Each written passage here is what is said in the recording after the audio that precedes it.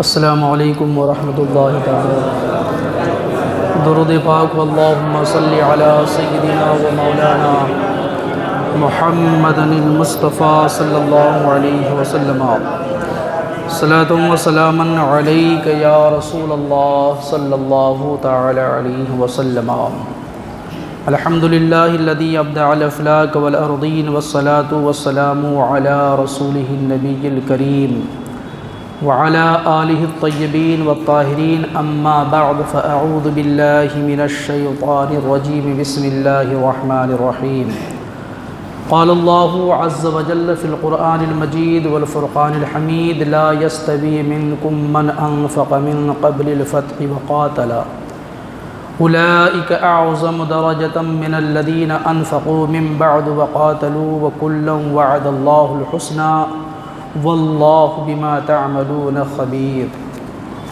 الى آخری صدق اللہ مولانا العظیم وبلغنا رسولہ النبی الامین الکریم الرؤوف الرحیم ونحن على ذلك لمن الشاہدین والشاکرین والحمد للہ رب العالمین۔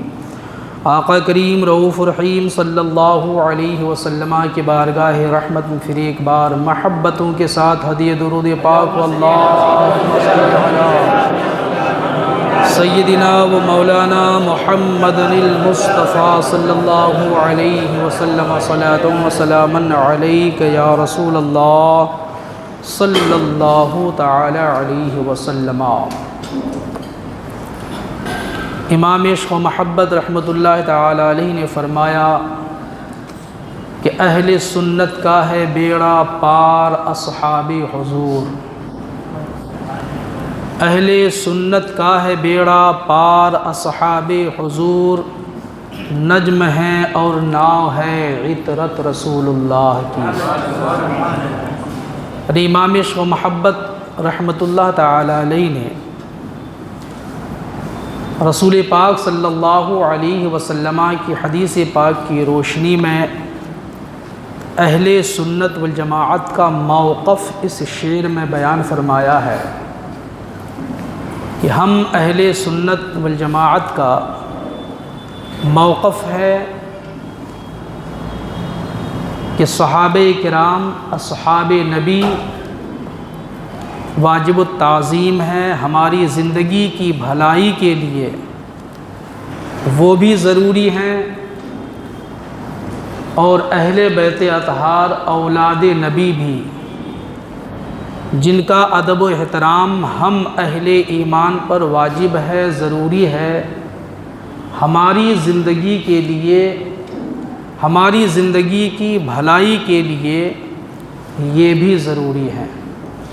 اس لیے امام عشق و محبت نے فرمایا کہ اہل سنت کا ہے بیڑا پار اصحاب حضور، نجم ہے اور ناؤ ہے عطرت رسول اللہ کی۔ اللہ پاک نے ارشاد فرمایا لا یستوی منکم من انفق من قبل الفتح وقاتل، تم میں کوئی ان کی برابری نہیں کر سکتا جنہوں نے فتح مکہ سے پہلے خرچ کیا اور جنگ کی۔ اولئکا، یہ لوگ یعنی جو فتح مکہ سے پہلے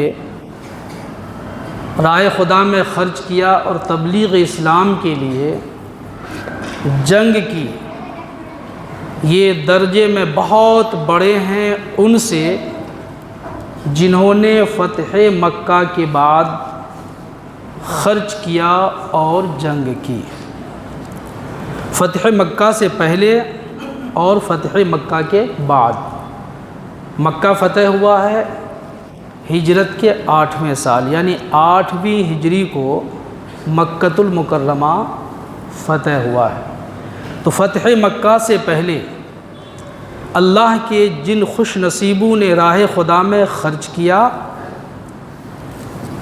اور تبلیغ اسلام کے لیے، اعلاء کلمۃ الحق کے لیے جنگ کی، ان کا رتبہ بڑا ہے اور بہت بڑا ہے کن سے؟ جو فتح مکہ کے بعد خرچ کیے اور جنگ کی۔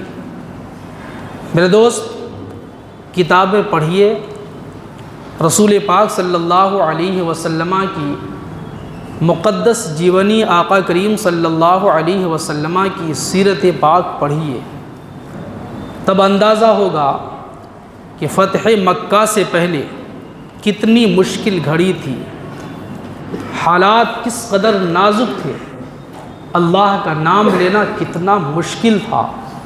اس ماحول میں بھی اللہ کے جن خوش نصیبوں نے اعلاء کلمۃ الحق کیا، پھر تبلیغ کے لیے اسلام کو دوسروں تک پہنچانے کے لیے، کلمہ حق کو دوسروں تک پہنچانے کے لیے جان و مال کی قربانی پیش کی، یقیناً صرف اور صرف اللہ کی رضا ہی کے لیے سب کچھ کیا ہے۔ کتنی مشکل گھڑی تھی وہ۔ آج کی تاریخ ذرا آج ہم اپنے آپ کو دیکھیں نا، جس معاشرے میں ہم اور آپ جی رہے ہیں، وہ ہمارا پڑوسی ہے، وہ ہمارا بیٹا ہے، ہمارا بھتیجا ہے اور کلمہ گو ہے، ایک خدا کا ماننے والا ہے، رسول پاک صلی اللہ علیہ وسلم کا ماننے کا دعویٰ کرتا ہے، آپ اس کو بھی حق بات کہنے کے لیے کتراتے ہیں۔ ایک معاشرے میں رہ کر کے، ایک پڑوسی ہونے کے باوجود، اور پھر وہ اللہ اس رسول صلی اللہ علیہ وسلم کو ماننے کا دعویٰ کرتا ہے، وہ بت کا پجاری نہیں ہے۔ وہ اگر وہ برا کام کرتا ہے اور کرتا ہے تو اس کی بھی اصلاح کے لیے آج ہم اور آپ ہچکچاتے ہیں کہ کیسے ان کو کہیں گے، برا مان لے گا، کچھ ہم کو کہہ دے گا، گالیاں دے دے گا، نہیں تو ٹارگٹ میں لے لے گا، آج کی زبان میں ٹارگٹ میں لے لے گا۔ میرے دوستو، ہمیں اندازہ لگانا چاہیے کہ آج کوئی ہمارا بیٹا ہے، کوئی ہمارا بھتیجا ہے، کوئی ہمارا پڑوسی ہے، کوئی ہمارا رشتہ دار ہے، اور یہ کلمہ گو ہے، اللہ کی وحدانیت کا اقرار کرنے والا، رسول پاک صلی اللہ علیہ وسلم کی رسالت کا اقرار کرنے والا، تصدیق کرنے والا ہے۔ ان کو پیغام حق اور ان کی اصلاح کے لیے جب ہم جھجک محسوس کرتے ہیں اور اپنے آپ کو بہت کمزور محسوس کرتے ہیں، میرے دوستو، وہ ماحول کتنا خطرناک تھا، جہاں لوگ اللہ کو جانتے نہیں تھے، رب کو بھول چکے تھے۔ اس ماحول میں اللہ کے جن بندوں نے مصطفیٰ کریم صلی اللہ علیہ وسلم کے صدقے اللہ کو جانا، مانا، پھر معرفت الہی دوسرے تک پہنچانے کی نیک کوشش کیا، اس کوشش میں تن من دھن جو قربان کیا، میرے دوست، اللہ تبارک و تعالیٰ نے اپنے ان بندوں کو سراہا، اپنے ان بندوں کی تعریف کی، ان کے کارنامے کو سراہا، ان کے کارنامے کی، ان کی صبح و شام کی تعریف و توصیف فرمائی پروردگار عالم نے۔ اور جو فتح مکہ کے بعد ایسا کیا، الحمدللہ انہیں بھی درجات ملے ہیں، اللہ نے انہیں بھی درجوں عطا فرمایا ہے، لیکن بعد والوں سے پہلے والے بہتر ہیں۔ لیکن صبح قیامت تک کے اہل ایمان کو اللہ تبارک و تعالیٰ فرماتا کہ تم میں سے کوئی ان کی برابری نہیں کر سکتا ہے۔ مقام صحابیت ہیں، اس میں ایک پر ایک ہیں، ایک پر ایک ہیں، لیکن صبح قیامت تک کوئی بھی متقی، پرہیزگار، ولی، غوث، قطب مقام صحابیت حاصل نہیں کر سکتا، نہیں پہنچ سکتا، نہیں پا سکتا۔ مقام صحابیت کو پانا تو بہت دور کی بات ہے، بہت دور کی بات ہے۔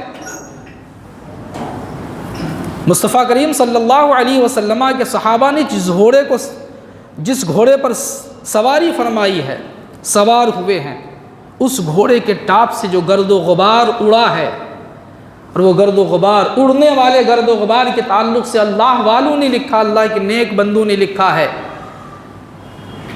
کہ گھوڑے کے ٹاپ سے جو گرد و غبار اڑا، گھوڑے کے ٹاپ سے مس ہونے کی وجہ، اس گرد و غبار کو جو عظمتیں ملی ہیں، جو بلندیاں ملی ہیں، جو مقام اللہ نے عطا فرمایا ہے، کوئی قطب، کوئی ولی، کوئی غوث اس مس شدہ گرد و غبار کے مقام تک نہیں پہنچ سکتا تو پھر صحابہ کرام کے مقام و منزل تک پہنچنا؟ ایمان و عقیدے کی حفاظت کا ساز و سامان دے رہا ہوں، غور سے سماعت فرمائیے گا، اللہ کے واسطے ایمان کی حفاظت کیجیے۔ آج ایک باپ اپنے بیٹے کی اصلاح کے لیے سوچتا ہے کیسے کہیں گے، کھسیا جائے گا، نہیں تو ہو سکتا ہے جوان ہے کہیں خودکشی کر لے، طرح طرح کے خیالات آتے ہیں۔ آج کل کے جوان چونکہ جانوں کی فکر نہیں ہے، فکر آخرت نہیں ہے، اللہ اس کے رسول صلی اللہ علیہ وسلم کا خوف نہیں ہے، تو کچھ بھی کر سکتا ہے۔ نہیں ہوگا تو بیٹا ہو کے باپ ہی پہ حملہ کر دے گا کہ بہت بار بار وہی بات کر، تو چلو رہے بانس نہ بجے بانسری کام ہی تمام کر دو۔ میرے دوست، اللہ نے اپنے ان بندوں کی تعریف فرمائی، ان کے کام کی تعریف فرمائی، اور رب قدیر و جبار نے اعلان فرمایا وَكُلًّا وَعَدَ اللَّهُ الْحُسْنَى، اور سب سے اللہ تبارک و تعالی جنت کا وعدہ کر چکا۔ سبحان اللہ، کن سے؟ تمام صحابہ سے جنت کا وعدہ کر چکا۔ اور اللہ تبارک و تعالی وعدہ خلافی نہیں فرماتا، رب کی شان کے خلاف ہے۔ بتاؤ میرے دوستو، جن مقدس ذوات قدسیہ کی اللہ نے تعریف کی، جن کے کردار کی تعریف کی، جن کے صبح و شام کی توصیف فرمائی، اگر آج کا انسان ان کے رتبے کو نہ مانے، رب کا فیصلہ کہ وہ عظمت والے ہیں، رب کا فیصلہ کہ وہ مرتبہ والے ہیں، اور آج کے دو ٹائم کے کچھ انسان کا کہنا ہے کہ وہ مرتبہ والے نہیں ہیں، تب نہ زبانیں تان دراز کرتے معاذ اللہ۔ خلفائے راشدین ابو بکر صدیق، عمر فاروق، عثمان ذو النورین، حضرت علی کرم اللہ وجہ الکریم، ان مقدس ہستیوں کی تو قربانیوں کی کوئی مثال نہیں ہے۔ آج کا انسان اگر ان مقدس ہستیوں کے تعلق سے غلط بیانی کرے، اپنے آپ کو بہتر سمجھے، انہیں نیچا سمجھے معاذ اللہ، میں آپ سے پوچھنا چاہتا ہوں کہ آپ اللہ کے فیصلے کو مانیں گے کہ ان کے فیصلے کو مانیں گے؟ چونکہ آج کچھ لوگ ان کے فیصلے کو مانتے، کن کے فیصلے کو؟ کچھ عیاش، کچھ نفس پرست لڑا رہے ہیں آپس میں اہل سنت والجماعت کو۔ مقصد، جب تک لڑائیں گے نہیں پروگرام ملے گا کیسے؟ جی، جب اختلاف ہوتا ہے تو جو جس کی طرف سے بولتا ہے موٹا لفافہ ملا کرتا ہے، موٹا لفافہ ملا کرتا ہے انہیں، فلاں کو بلاؤ، کیوں؟ چونکہ وہ ہماری حمایت، ہم جو سوچتے ہیں وہی وہ بولتا ہے، دین نہیں بیان کرتا، اللہ اس کے رسول صلی اللہ علیہ وسلم کا فرمان نہیں پیش کرتا، ہم جو سوچتے ہیں وہ بیان کرتا ہے، اس لیے اس کو بلاؤ۔ میرے دوست، حضرت ابو بکر صدیق رضی اللہ تعالیٰ عنہ جیسی ذات، آج کے کچھ دو ٹانگ کے کم بخت نہیں بدبخت حضرت ابو بکر صدیق رضی اللہ تعالیٰ عنہ جیسی بابرکت ذات کے تعلق سے زبان درازی کرتے، یہ وہی صدیق ہیں۔ ایک مرتبہ آقا کریم صلی اللہ علیہ وسلم نے، اور غزوہ تبوک کے موقع پہ، یہ تقریباً 9 ہجری میں واقع ہوا، غزوہ تبوک کے موقع پہ آقا کریم صلی اللہ علیہ وسلم نے اعلان فرمایا کہ جنگ کی تیاری ہونی چاہیے، اس کے لیے اسلحہ جات اکٹھا کیا جائے، آلات جنگ اکٹھا کیے جائیں، اس کے لیے تو چندہ کرنا ہوگا نا، تعاون تو کرنا ہوگا۔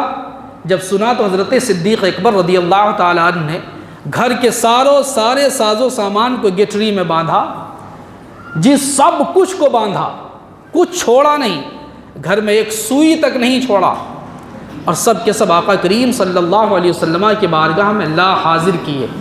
تو میرے آقا کریم صلی اللہ علیہ وسلم نے اس موقع پہ حضرت ابو بکر صدیق رضی اللہ تعالیٰ عنہ سے پوچھا تھا کہ ابو بکر، تم نے اپنے گھر والوں کے لیے کیا چھوڑا ہے؟ تم نے اپنے گھر والوں کے لیے کیا چھوڑا ہے؟ تو میرے دوست، حضرت صدیق اکبر نے جواب دیا تھا، دل کے کان سے سماعت فرماؤ، دل میں جگہ دو، کہ انہوں نے کیا کہا تھا۔ حضرت صدیق اکبر رضی اللہ تعالی عنہ نے فرمایا کہ اللہ کے رسول صلی اللہ علیہ وسلم، میں نے گھر اور گھر والوں کے لیے اللہ اس کے رسول کو چھوڑ آیا ہے۔ علامہ اقبال نے اسی کی نقاشی کی ہے کہ پروانے کو چراغ ہے، بلبل کو پھول، بس پروانے کو چراغ ہے، بلبل کو پھول بس، صدیق کے لیے ہے خدا کا رسول بس۔ آقا کریم صلی اللہ علیہ وسلم کی بارگاہ میں حاضر ہیں مال و دولت پیش کر کے۔ اتنے میں حضرت عبداللہ ابن عمر رضی اللہ تعالیٰ عنہ، خلیفہ ثانی حضرت عمر فاروق رضی اللہ تعالیٰ عنہ کے بیٹے حضرت عبداللہ تشریف فرما ہوتے ہیں۔ آقا کریم صلی اللہ علیہ وسلم کی بارگاہ میں حضرت جبرائیل امین تشریف لاتے، حضرت عبداللہ ابن عمر بیان فرماتے ہیں، ابو بکر صدیق تشریف فرما ہے، حضرت جبرائیل امین تشریف لائے تو آقا کریم صلی اللہ علیہ وسلم سے حضرت جبرائیل امین نے کہا، یا رسول اللہ، آپ کے یار کا یہ حال ہے۔ اور کیا حال تھا؟ کیا حال تھا؟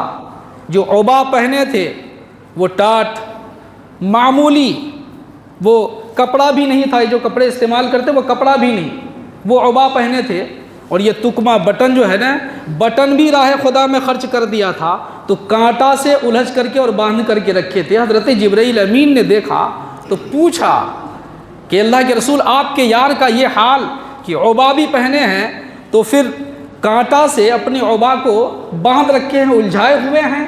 تو آقا کریم صلی اللہ علیہ وسلم نے فرمایا کہ میرے یار نے میرے کہے پر اللہ کی راہ میں اپنی تمام دولت کو خرچ کر دیا ہے، لا کے دھر دیا ہے یہاں۔ اتنا سننا تھا کہ حضرت جبرائیل امین علیہ السلام ارشاد فرماتے ہیں کہ یا رسول اللہ، آپ کے پروردگار نے آپ کے یار کو سلام پیش کیا ہے۔ سبحان اللہ، کہ اللہ کے رسول، آپ اپنے یار کو پروردگار کا سلام پیش کر دیجئے، میں رب کا سلام لے کے آیا ہوں آپ کی بارگاہ میں آپ کے یار کے لیے۔ میرے دوست، وہ صدیق ہیں، آپ کے یار کے لیے رب کی بارگاہ سے سلام لے کے آیا ہوں، آپ پیش کیجئے۔ آقا کریم صلی اللہ علیہ وسلم نے اپنے یار سے فرمایا کہ میرے یار، اللہ تعالیٰ نے آپ کو سلام پیش کیا۔ پھر حضرت جبرائیل امین نے کہا کہ اللہ کے رسول صلی اللہ علیہ وسلم، آپ اپنے یار سے پوچھئے یہ اس تنگ دستی سے آپ کا یار راضی ہے کہ ناراض ہے، خوش ہے کہ ناراض ہے؟ یہ جو سب کچھ راہ خدا میں خرچ کر دیا، گھر میں ایک سوئی تک نہیں رکھا ہے، ذرا پوچھئے اپنے یار سے وہ راضی ہے کہ ناخوش ہے، خوش ہے کہ ناراض ہے؟ جب آقا کریم صلی اللہ علیہ وسلم نے پوچھا، اے میرے یار، تم نے تو سب کچھ راہ خدا میں خرچ کر دیا، ایک بٹن بھی تم نے اپنے گھر میں نہیں رکھا، ایک سوئی بھی تم نے اپنے گھر میں نہیں رکھا، اس عمل سے، اس تنگ دستی سے تم خوش ہو کہ ناراض ہو؟ تو حضرت ابو بکر صدیق نے جو جواب دیا تھا، مفسرین کرام نے اس کو نقل فرمایا، اسخط علی ربی، میں اپنے پروردگار سے راضی ہوں، ناراض ہوں؟ میں اپنے پروردگار سے کیسے ناراض ہو سکتا ہوں؟ انی عن ربی لراض، انی عن ربی لراض، انی عن ربی لراض۔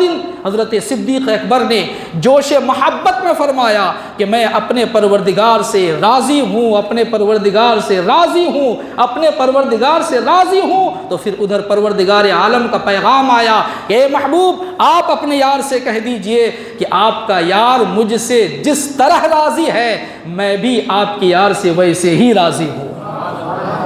وہ صدیق اکبر ہیں، جیسے مجھ سے وہ راضی ہے، میں ان سے ویسے راضی ہوں۔ غور کرو میرے بھائی، یہ صدیق اکبر ہیں۔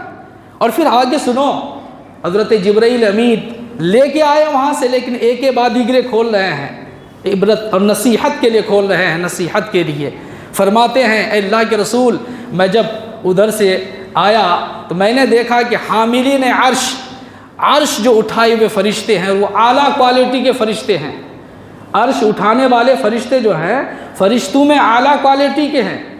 حضرت جبرائیل امین علیہ السلام ارشاد فرماتے ہیں کہ میں نے آتے ہوئے دیکھا کہ حاملین عرش نے، عرش کو اٹھانے والے فرشتوں نے سیم، یعنی وہی عبا پہن رکھا ہے جو عبا آپ کے یار نے یہاں پہن رکھا ہے۔ سبحان اللہ۔ حضرت ابوبکر صدیق رضی اللہ تعالیٰ عنہ کی ذات یہ ذات ہے۔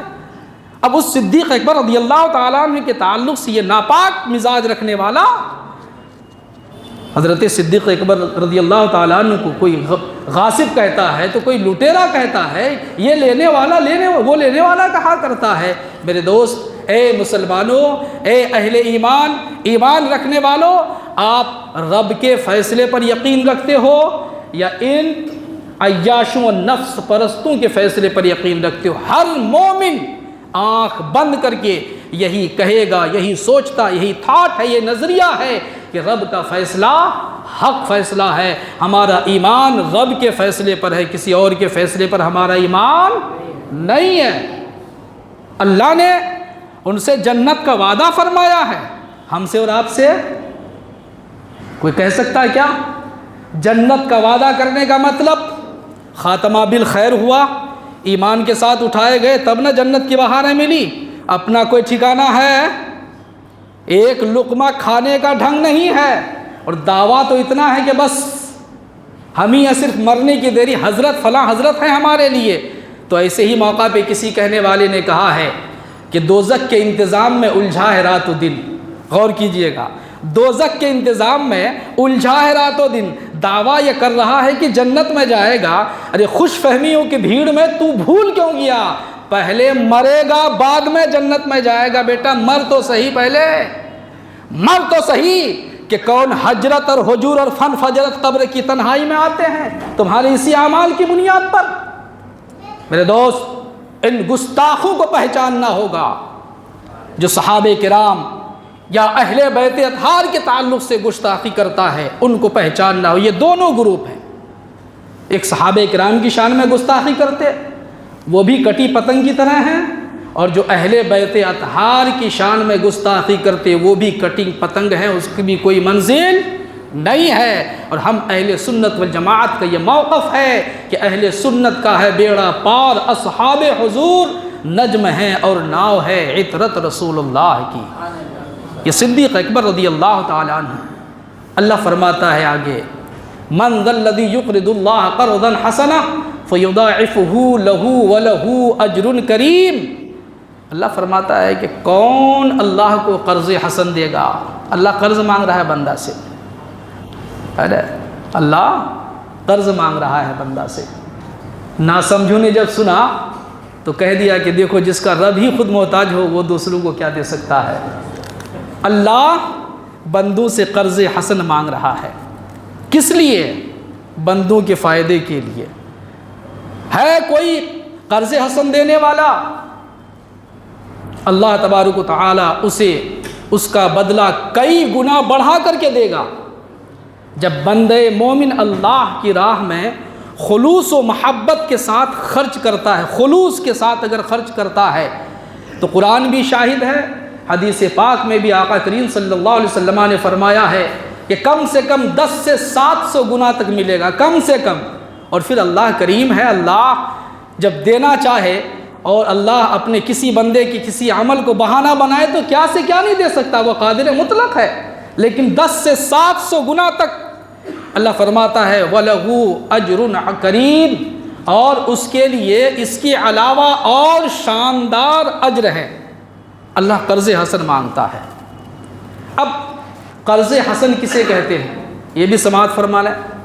قرض حسن کسے کہتے ہیں؟ علامہ آلوسی نے فرمایا کہ قرض حسن کے لیے مال کا حلال ہونا ضروری ہے۔ اب کوئی حرام ہی خرچ کرے، غریبوں میں، مدرسہ میں، مسجد میں، یہاں وہاں خرچ کرے، سوچے کہ ہم راہ خدا میں خرچ کرتے ہیں، تو وہ ذہن سے یہ پنہ ہٹا دے، وہ یہ پنہ ہٹا دے۔ مال کا حلال ہونا ضروری ہے، ساتھ ہی ساتھ مال کوالٹی کا بھی ہونا چاہیے، مال کوالٹی کا ہونا چاہیے۔ میرے آقا کریم صلی اللہ علیہ وسلم نے اچھے مسلمان کی پہچان بتاتے ہوئے فرمایا کہ اچھا مسلمان وہ ہے جو اپنے بھائیوں کے لیے وہ پسند کرتا ہے جو اپنے لیے پسند کرتا ہے۔ جی ہے نا، اپنے لیے تو کوریا کا کمبل، جی، اور غریبوں کو دینے کے لیے 70-80 روپے کا لے، پورا فوٹو یہاں سے وہاں تک، پیپر، انسٹاگرام، فیس بک، یہ پورا کیا ہے فلاں صاحب یہ بانٹ رہے ہیں۔ حق بات ہے، یہ کسی کو لگ سکتا ہے، چونکہ بانٹنے والوں کو لگے گا، ان کو تو دینا نہیں ہے، صرف لینا ہے، اس لیے اپنا راستہ صاف کر رہے ہیں۔ دینے والوں سنو، ہے نا، پورا ایک دم بالکل۔ اب تو سیاست اور دیانت دو الگ الگ چیزیں ہو گئی نا۔ وہ کچھ بھی ہوگا جی، فوٹو کرنے والا میں پہلے سے سیٹنگ بھی ہوتی ہے، مال ادھر رہے گا اور نظر ایک دم بالکل کیمرہ کی طرف ہو جی، پورے بھارت نہیں پوری دنیا میں فلاں سا فلاں کام کر رہے ہیں، لیکن سنو، مال کوالٹی کا ہونا چاہیے، ساتھ ہی ساتھ مال دے کر کے جتانا نہیں ہے، بیان نہیں کرنا، بتانا نہیں ہے۔ مصطفیٰ کریم علیہ السلام نے فرمایا ہے کہ اگر تم اجر چاہتے ہو تو داہنے ہاتھ سے دو تو بائیں ہاتھ کو خبر نہ ہو۔ تم دے رہے ہو اگر رب کے لیے تو تمہارا رب تو وہ ہے جو سب کچھ جانتا ہے جی۔ جب تم رب کے لیے دو گے اور تمہارا رب سب کچھ جانتا ہے تو کیمرہ کی ضرورت، اس کا مطلب یہ ہے کہ جو جس کے لیے دینا چاہے، وہ انڈیا کے لیے دینا چاہے، بھارت کے لیے، بھارتیوں کے لیے، غریبوں کا مذاق اڑانا چاہے، تو یہ سارے سسٹم جو ہیں یہ اصل میں غریبوں کے مذاق اڑانے کے لیے ہے۔ یہ لائن میں کھڑے ہوئے دیکھ رو دکھایا جاتا ہے، یہ سب کے سب غریب ہیں، فقیر ہیں، یہ سب مسکین ہیں، ہے نا، اس کو دکھایا جاتا ہے کہ یہ بیچارہ مجبور ہے، یہ بے کس ہے اور بے بس ہے۔ میرے دوست، کوالٹی کا بھی ہونا چاہیے اور نام بھی نہیں لینا ہے۔ ساتھ ہی ساتھ علامہ آلوسی فرماتے ہیں کہ جتنا کچھ خرچ کرو اللہ کی بارگاہ میں اسے کم ہی سمجھو، یہ مت کہو کہ ہم نے بہت دیا ہے۔ اگر یہ چیزیں ہوں گی اگر تو وہ قرض حسن ہوگا، اس کا بدلہ اللہ 10 سے 700 گنا تک عطا فرمائے گا۔ تیزی سے چلتے ہوئے جب یہ آیت پاک نازل ہوئی نا تو حضرت ابو الدحداح ایک صحابی رسول پاک صلی اللہ علیہ وسلم کی بارگاہ میں آئے۔ کان کھول کر کے سنیے، اگر زندہ ہے تو کان کھول کر کے سنیے۔ حضرت ابو الدحداح رسول کون علیہ السلام کی بارگاہ میں تشریف لائے اور آقا سے پوچھا، یا رسول اللہ صلی اللہ علیہ وسلم، سننے میں آیا اللہ تبارک و تعالیٰ نے قرض مانگا ہے؟ تو آقا نے فرمایا کہ ہاں قرض مانگا ہے۔ تو حضرت ابو الدحداح نے فرمایا، یا رسول اللہ اپنے دست مبارک آپ بڑھائیں۔ حضرت ابو الدحداح نے آقا کریم صلی اللہ علیہ وسلم نے دست مبارک بڑھایا تو حضرت ابو الدحداح نے رسول پاک صلی اللہ علیہ وسلم کا دست مبارک پکڑ کر فرمایا، یا رسول اللہ یہ فلاں باغ جس میں 600 کھجور کے پیڑ ہیں، آپ کے ہاتھ سے میں اللہ کی راہ میں خرچ کرتا ہوں۔ سبحان اللہ، میں دے دیا، اللہ کی راہ میں خرچ کر دیا، ابھی اللہ کو میں نے قرض دے دیا جی۔ قرض دینے کے بعد حضرت ابو الدحداح اب باغ کے قریب آئے اور یہ وہی باغ ہے جس میں بال بچوں کا رہائش گاہ تھا، بال بچوں اور بیوی کے رہنے کی جگہ اسی میں تھی، مکان اسی میں، جھونپڑی کٹیا بنا کر کے رہتے تھے وہ لوگ، کوئی دوسری جگہ رہنے کی نہیں تھی۔ جب قریب پہنچے آواز لگایا، اے دحداح کی ماں، ادھر سے آواز آئی، لبیک میرے شوہر نامدار، کیا بات ہے؟ حضرت ابو الدحداح نے فرمایا کہ حضرت ابو الدحداح رضی اللہ تعالیٰ عنہ نے فرمایا کہ میں نے اس باغ کو اللہ کو بطور قرض دے دیا ہے، یعنی اللہ کی راہ میں نے خرچ کر دیا ہے، اس لیے اخرجی، تم باغ سے اپنے بال بچوں کے ساتھ ساد و سامان کے ساتھ باہر نکلو۔ جب یہ آواز لگایا حضرت ابو الدحداح نے کہ میں نے اس باغ کو راہ خدا میں خرچ کر دیا ہے، جس میں تمہارا رہائش ہے، جس میں تمہاری کٹیا ہے، جس میں تمہاری جھوپڑی ہے، تو بیوی کتنی نیک تھی، آج کی اگر ہوتی تو لڑ پڑتی، نہ جا تیرے جا، جو کرنا ہم نہیں ہٹیں گے یہاں سے، جا دیکھ کون دیکھے قبضہ کرنے کے لیے آتا ہے دیکھا کوئی مائی کا لال قبضہ کرنے کے لیے، ہم سپریم کورٹ جائیں، ہائی کورٹ جائیں گے، یہاں جائیں گے، نیتا جی سے ملیں گے، ایسا کریں گے، نہیں تو بھیا کو پیسہ دے کے مروا دیں گے، بیٹا تم کل یہ صدقہ کر کے آیا ہے، کہاں جائیں گے ہم؟ لیکن وہ اللہ والی تھی، وہ اللہ کی نیک بندی، انہیں بھروسہ تھا پروردگار عالم سے آواز لگاتی ہے، ربیحا بیعک یا ابا الدحداح، کہ ابو الدحداح آپ نے سودا بڑا نفع بخش کیا ہے، لبیک و مبارک ہو آپ کو، آپ نے بڑا بہترین کام کیا ہے۔ سب مال و زر اور وہ اسباب بال بچوں لے کر باہر تشریف لائے۔ یہ اللہ کے وہ بندے تھے جن کی قربانیوں سے دین یہاں تک پہنچا ہے۔ میرے دوست، آج علماء کی کتابوں کی باتوں کو نکارنے کا نتیجہ یہ ہے کہ حضرت ابھی دیکھا کہ ایک درگا مائی کی طرح معاذ اللہ فوٹو بنا کر کے اس کو جو ہے حضرت فاطمہ الزہرا رضی اللہ تعالی عنہا کا تصور پیش کیا. معاذ اللہ. توبہ کرو توبہ. سن رہے ہو اگر کان ہے تو توبہ فرض ہے. یہ گستاخی ہے کہ نہیں ہے؟ یہ امام حسین رضی اللہ تعالی عنہ جن کی اتنی اونچی ذات ہے، ایک ایسی ہی تصویر بنا کر کے چہرہ اورا ڈھک دیا ہے اور اس کو تصور کرے کہ امام حسین جھولا میں جھولا رہا ہے. بتاؤ یہ گستاخی ہے کہ نہیں ہے؟ اور کن کی وجہ سے ہوا؟ یہ ان لوگوں کی، ان تاج والوں کی وجہ سے ہوا، ان راج والوں کی وجہ سے ہوا، ان جبہ و دستار والوں کی وجہ سے ہوا، جو صرف اپنی کمائی کے لیے ایسے ناپاکوں کی پشت پناہی کرتے ہیں اور کہتے ہیں کہ نہیں یہ حسینیت ہے. یہ میں آپ سے پوچھنا چاہتا ہوں، یہ امام عالی مقام رضی اللہ تعالیٰ عنہ کی شان میں گستاخی ہے کہ نہیں؟ آپ یوٹیوب فیس بک میں اگر ہو تو دیکھ لیجئے، میرے پاس بھی ہے، نہیں تو سب کے پاس موبائل سبھی دیکھ رہے ہیں میرے بھائی. کہاں ہیں وہ لوگ؟ کہاں ہیں وہ لوگ جس طرح حضرت فاطمہ الزہرا رضی اللہ تعالیٰ عنہ کی شان میں گستاخی کرتے وہ اور اسے کہتے ہیں کہ یہ حسینیت ہے؟ معاذ اللہ. امام حسین رضی اللہ تعالیٰ عنہ کی شان میں گستاخی کرتے جیسے تیسے کو. ارے اللہ والوں نے یہ لکھا یار، مانو یار کہ جہاں صاحب مزار نہیں ہے، جس کو مصنوعی مزار کرتے، بناوٹی مزار، جہاں اللہ کے نیک بندے نہیں ہیں، ایسی جگہ کی زیارت کرنے والوں پر اللہ کی لعنت برستی ہے. لعنت برستی ہے جہاں اللہ کے نیک بندے نہیں ہیں. اب تو ہر جگہ بنایا جا رہا ہے آج کل نا، اب دو بنایا جاتا ہے، دو ایک پہ ریڈ کپڑا دیا جاتا ہے، ایک پہ گرین دیا جاتا ہے. تصور دیکھو، یعنی جس کو چاہو آپ حسین پاک مان لو. معاذ اللہ، استغفر اللہ، معاذ اللہ، استغفر اللہ. ارے میں یہ کہتا ہوں اور یہ سچ ہے کہ جس گھوڑے پر امام عالی مقام نے سواری فرمائی ہے، صبح قیامت تک کوئی گھوڑا ان کے گھوڑا جیسا ہو نہیں سکتا ہے، اس گھوڑے جیسا ہو نہیں سکتا ہے. تو آج کوئی دلدل بن رہا ہے. کئی کم بدبخت کو دیکھا کہ کپڑا اوڑھ کر کے، بلیک کپڑا اوڑھ کر کے گھوڑے پہ سوار ہے، لوگ بڑھیا سے چما چاٹی کر کے جا رہے ہیں، تصور دے رہے ہیں. یہ کنسپٹ دیا جا رہا ہے کہ امام عالی مقام میدان کربلا جا رہے ہیں. معاذ اللہ. کہاں امام کی ذات اور کہاں یہ ناپاک خبیث شیطان، کمبخت شیطان کے چیلے. کس نے بڑھاوا دیا ہے؟ آپ نے دیا، معاشرے نے دیا ہے. اور یہ جو لیڈر جو بنے بیٹھے ہیں سب، باپ رے باپ، ایک ایک ہاتھ کا تو تاج پہن کر یہ سب. جی قوم کہاں جا رہی ہے؟ میں آپ سے پوچھنا چاہتا ہوں، گزارش کرتا ہوں کہ اللہ کے واسطے دین پڑھو، علماء سے قریب ہو، علماء سے قریب، علماء سے قریب ہو. مصطفیٰ کریم علیہ السلام کی حدیث پاک حضرت عبداللہ ابن عباس رضی اللہ تعالیٰ عنہ سے روایت ہے، آقا نے فرمایا اذا مررتم بروضۃ من ریاض الجنہ فارتعوا. رسول کونین نے ارشاد فرمایا کہ جب جنت کے باغ سے تمہارا گزر ہو نا، جب جانا ہو نا، تو اس میں سے کچھ چر لینا، اس میں سے کچھ چن لینا. قالوا یا رسول اللہ صلی اللہ علیہ وسلم وما ریاض الجنہ، اے اللہ کے رسول اس دنیا میں، اس سرزمین میں جنت کا باغ کہاں ہے؟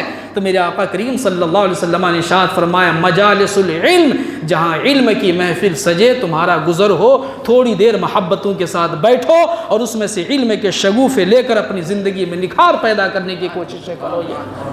اور یہ پوری ٹیم ہے علماء سے دور کرنے کے لیے. اور آپ کے نظر میں بھی علماء کی کیا قدر ہے؟ جی کیا قدر ہے؟ قرآن پڑھ کے سنایا جاتا، حدیث پاک پڑھ کے سنایا، حضرت بولے ہیں جو، تو حضرت کی بات مانیں گے کہ مولوی کی بات مانیں گے؟ اچھا اب تو سماج میں ایسے ایسے حضرت ہیں بھیا، ایسے ایسے حضرت ہیں کہ لائن لگا کر کے عورتیں لوگوں کے سامنے دست بوسی کر رہی ہیں. جو کم بخت عورت اپنے شوہر کا کبھی ہاتھ نہ چومی، کم بخت بیٹی اپنے باپ کا کبھی ہاتھ نہ چومی. اور یہ پیڑ صاحب کا، کس صاحب کا؟ پیڑ صاحب کا لے چما چاٹی ادھر سے ادھر. اور شوہر بھی بہت خوش ہے کہ ہماری بیوی بڑی عقیدت مند ملی ہے. اچھا بیٹا رک، پہلے الجھا ہے دوزخ کے انتظام میں، الجھا ہے رات و دن، دعویٰ یہ کر رہا ہے کہ جنت میں جائے گا. خوش فہمیوں کی بھیڑ میں تو بھول کیوں گیا؟ پہلے مرے گا بعد میں جنت میں جائے گا. تیری خوش عقیدت اور یہ جو چما چاٹی کرنے والی بیوی تم کو بھی ساتھ لے کے جائے گی. بیٹا یاد کرو، رات رکھو، بھولو مت. کہاں لے کے جائے گی؟ اللہ نے بنایا ہے، ایک ماننے والوں کے لیے بھی، ایک توڑنے والوں کے بھی لیے. اللہ اس کے رسول کے فرمان کو توڑنے والوں کے لیے بھی بنایا ہے. وہاں جائے گا. اللہ کے واسطے دین سیکھو یار. اللہ کے رسول نے علماء سے قریب ہونے کے لیے کہا ہے، جو ذی شعور عالم ہے ان کے قریب ہو، دین سیکھو، پوچھو، جانو اور عمل کرنے کی نیک کوشش کرو۔ اللہ کی بارگاہ میں دعا ہے، پروردگار اپنے محبوب رحمت للعالمین صلی اللہ علیہ وسلم کی رافت و رحمت کے صدقے ہم تمام اہل ایمان، مرد و عورت، بچے بوڑھوں کو دین سیکھنے کی توفیق سعید بخشے، عمل خیر کی توفیق دے، اصحاب نبی، اولاد نبی کی ادب و احترام کی توفیق سعید بخشے، آمین آمین بجائے سید المرسلین، استغفر اللہ ربی من کل ذنب واتوب الیہ، وآخر دعوانا الحمدللہ رب العالمین۔